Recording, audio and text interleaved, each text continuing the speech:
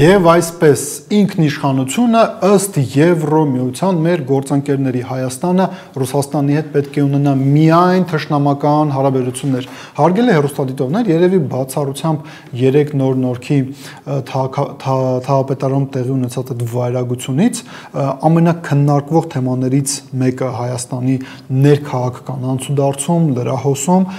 Դա այն է, թե արդյոք Նիկոլ Փաշինյանը մայիսի 9-ին կմեկնի Ռուսաստանի Դաշնություն, կմասնակցի հաղթանակի 80-ամյակին նվիրված տոնական արարողություններին, թե ոչ։ Ընդգծենք նաև հետևյալը, սրա վերաբերյալ կան շատ տարբեր կարծիքներ, գնահատականներ քաղաքական ուժերի ներկայացուցիչներից, վերլուծաբաններից, փորձագետներից, մինչև մամուլի տարբեր միջոցներ անդրադառնում են այս հարցին, բայց ընդգծենք նաև հետևյալը, որ հիմնական մեսիջը որն է, որ օրինակ այսօր առավոտյան առնվազն 2 թերթ այս թեմային անդրադարձել են եւ իրենք հիմնական թեզը տանում են այն, որ Նիկոլ Փաշինյանը Մոսկվա մեկնելով, եթե իհարկե Փաշինյանը Մոսկվա մեկնի, նա լուծելու է առաջին հերթին ինքն իր համար մի շարք խնդիրներ, այսինքն փորձելու է Ռուսաստանի Դաշնության ղեկավարության քաղաքական լոյալությունը ստանալ սպասվող խորհրդանական ընտրությունների համատեքստում, բայց ընդգծենք հետեւյալը, որ Հայաստանը վակուումի մեջ չի գտնվում եւ միայն Հայաստանի Հանրապետության կամ նրա իշխանությունների շահերը չեն, որ քննարկվելու են կամ քննարկման առարկա են դառնալու Ռուսաստանի Դաշնության մայրաքաղաք հնարավոր այցի շրջանակներում, ինչի մասին է խոսքը։ Տեսեք, վերջին մի քանի օրերի ընթացքում հատկապես ակնհայտ է դառնում, որ մեր արևմտյան գործընկերները մեղմ ասած շահագրգռված են նրանում, որ Նիկոլ Փաշինյանը չմեկնի Ռուսաստանի Դաշնություն եւ տարբեր կերպ փորձում են ազդել Փաշինյանի որոշման վրա, ինչում ակնհայտորեն մենք կարող ենք ոչ միայն համոզվել, այլ նաև սրան կարելի է քաղաքական գնահատական տալ, որ սա անթաքույց փորձ է միջամտելու Հայաստանի Հանրապետության քաղաքականությանը, ներքին կյանքին, արտաքին քաղաքականության ուղենիշներին։ Ինչի մասին է խոսքը։ Հարգելի հեռուստադիտողներ, արևմտյան այսպես կոչված փափուկ ուժի ներկայացուցիչ չի մնացել, որ չխոսա այն մասին, որ Նիկոլ Փաշինյանը իրավունք չունի մեկնել Ռուսաստանի Դաշնություն, իրավունք չունի սեղմել արյունարբու դիկտատոր Վլադիմիր Պուտինի ձեռքը, որովհետև քաղաքակիրթ աշխարհ ասվածը այդ ամենը չի հասկանում, այդ քաղաքակիրթ աշխարհի ներկայացուցիչներից մեկը երեք նոր նորքի թաղապետարանում քաղաքացիական ակտիվիստ էր ծեցում, ինչևէ իրողությունն այն է, որ քարոզչությունը հենց այս ուղղությամբ է գնում։ Կա նաև երկրորդ կարևոր, այսպես ասած, շերտը այս ամենի, հարգելի հեռուստադիտողներ, Եվրոմիության դիվանագիտության նոր ղեկավարը Կայա Կալասը դեռևս ապրիլ ամսվա կեսերին անդրադարձել էր ոչ միայն Հայաստանի իշխանությունները, այլ ընդհանրապես, ցանկացած երկրի ղեկավարի այցին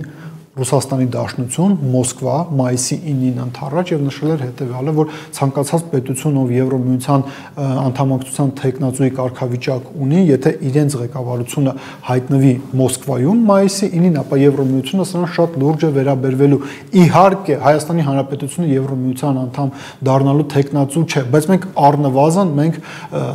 մեզ դիտարկում ենք որպես Եվրոմիության անդամ դառնալու տեխնացու։ Հիշում եք, չէ՞, հայտնի կարգախոսը մենք մեզ երբեք պարտված չենք համարի, հիմա մենք էլ մեզ երևի ընդմիշտ համարել ենք Եվրոմիության անդամակցության տեխնացու, որովհետև Հայաստանում արդեն համապատասխան օրինագիծ ընդունվել է Եվրոմիության անդամակցության վերաբերյալ եւ այս ամենը երբ որ վերլուծում ենք, մենք գալիս ենք շատ պարզ եզրահանգման, որ Եվրոմիության մեր հարգարժան գործընկերները տարիներ շարունակ նույնաբովանդակ քաղաքականությունն են վարում, ճնշում են բանեցնում Հայաստանի իշխանությունների նկատմամբ կամ ցանկացած այլ հետխորհրդային երկրի ղեկավարության նկատմամբ ստիպելով իրենց հստակ ընտրություն կատարել Ռուսաստանի Դաշնություն, թե Եվրոմիություն, Արևմուտք։ Տեսեք 2011, 12, 13 թվականներին այդ հայտնի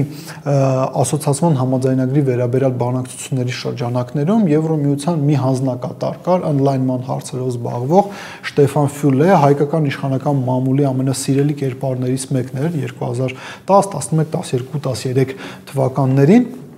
հիմնական պատասխանատուն նա էր, Հայաստանի հետ բանակցությունների ասոցիացիոն համաձայնագրի վերաբերյալ եւ 2013 թվականին երբ դեռ որոշում չէր կայացվել, որ Հայաստանը Մաքսային միությանը պետք է անդամակցի, նա եկել էր Հայաստան եւ ի թիվս այլնի ասել էր հետեւյալը, ճիշտ է, կես կատակ, կես լուրջ էր նա դա ասել, բայց ասել էր հետեւյալը, որ նա դատի կտա Հայաստանին, եթե Հայաստանի Հանրապետության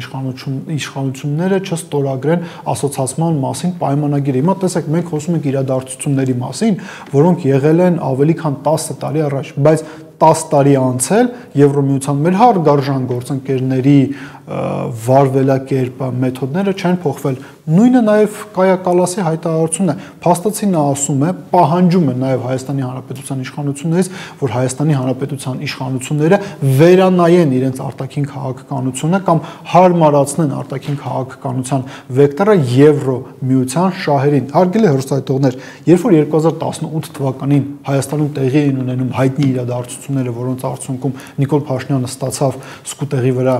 իշխանությունը, ամենակարևոր կարգախոսներից մեկը, որ օգտագործում են իշխանությունները, դա հետևյալն էր, որ իրենք նպաստելու են նրան, որ Հայաստանի Հանրապետության ինքնիշխանության մակարդակը բարձրանա։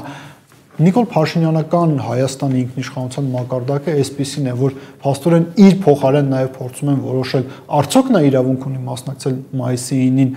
տոնական միջոցառումներին Մոսկվայում, թե ոչ։ Մտածեք այդ մասին։